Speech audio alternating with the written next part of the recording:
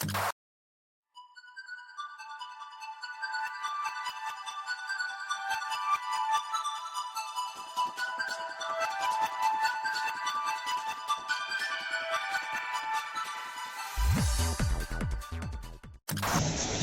viewers of Wasteland TV. We are here with Scott Zillner. What does Scott Zillner do? Oh, he does paint. I do quite a few things. I'm a convention promoter. I am also a toy painter. Last time we talked to you, you weren't a convention promoter. No, I've been a convention promoter. I probably didn't say it. No. Yeah. I always known you as a dealer room guy.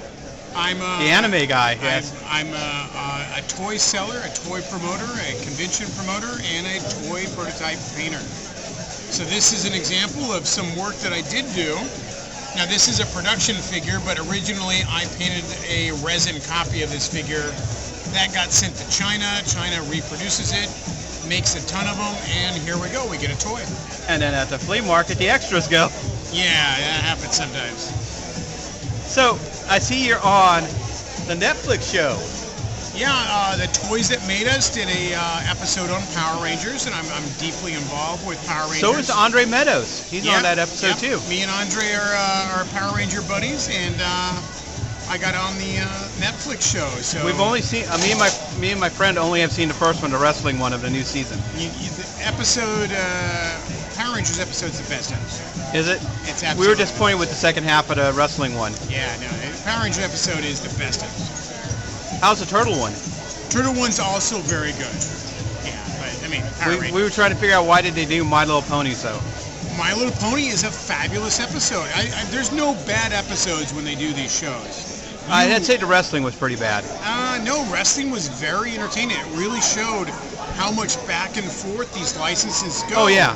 To suddenly become what you take for granted as like, oh, there's always wrestling toys. Well, there wasn't, and there was a reason it took so long to grow to be what it is now. The best ones were the Legos I liked, because that gave me a lot of trivia about Legos I never knew about. Every episode is filled full of that kind of knowledge. And the Barbie one was interesting on that she actually had genitalia when they designed her, and Ken did too. It's one of those things where the toy you know now wasn't always that toy. Yeah. And that's one of the great things that these shows show you, is that look at the development. It took so much to go from A to B, and then to be on your store shelf right now. He-Man and G.I. Joe was that way, for Real American Heroes segment. Yeah, it takes a lot of changes, and they go through a lot of development before you get what you know. So were you surprised to be asked for to be part of the Netflix show? I mean, when they were going to do a Power Rangers episode, I run the convention, Power Morphicon. Oh, you're the one that does that? And the next one of these will be September 4th through 6th, 2020. And with running the convention, I kind of thought they would talk to me. They spoke to me early on about it. We did a little interview thing.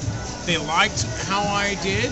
They liked my knowledge base. They actually brought me back, and I did more lines. Yeah, we were surprised that you were a part of it. I was surprised to find out Andre Meadows was a part of two of them. Well, again, we're both kind of like known in the community for these kind of circles. So, what is? Are you going to be a part of any other episodes in the future? You think? They've said if they get more to do more episodes, that they'll bring me back as an occasional commentator. It's really up to the audience. You got to just keep watching the crap out of this and get good numbers, and they'll make more episodes. So did you ever paint any Power Ranger figures? I did, actually. There was a second wave of Mighty Morphin Power Rangers from Bandai that were metallic, and I had done all of the metallic ones. So I did actually work on the Power Ranger Weren't those toys. the anniversary line? I think so. They were like, it might have been for their anniversary. I was just doing a metallic finish on them.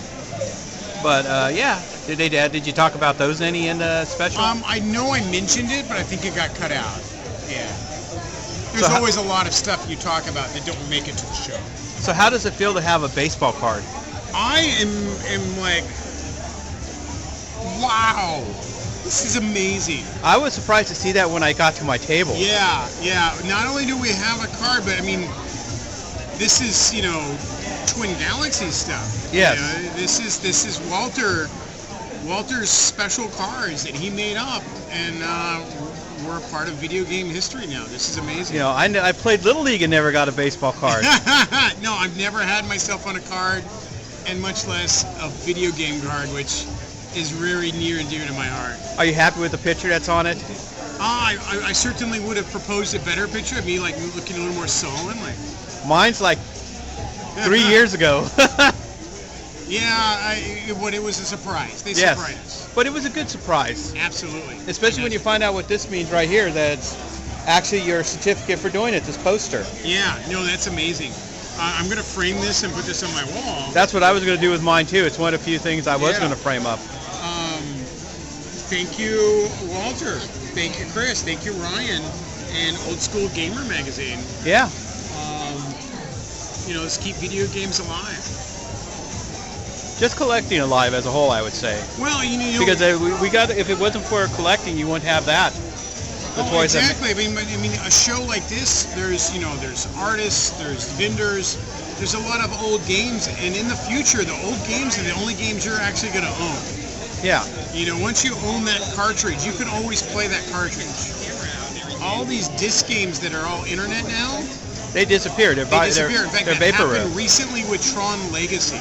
Really? Oh no, it is Tron Legacy Evolution, and they lost the security rights to that game. So if you go, even though you own the game, you put it in your machine, it's going to say, sorry, your license expired. You're not allowed to play it. Wow. So that will never happen with the cartridge or some of these older games. Yeah. That's what's important about this stuff. This stuff will always play for you, Yeah. and those new modern games won't. Yeah, because they want to lock you out to buy the next gen Exactly. after so many generations. After just a couple years. Yeah. I mean, that was 2010. But you ever notice they're going faster and faster between generations of systems? That's your technology curve is always quicker and quicker. Yeah. But any last words you'd like to say to the audience of Wasteland TV before we sign off? Hey, one, thanks for watching. Keep watching. And two, buy vintage games, buy retro games, support the community, support people that are trying to keep this stuff alive. And, Keep the memory alive. Keep the memory alive and enjoy yourself. This stuff's fun. Thank you.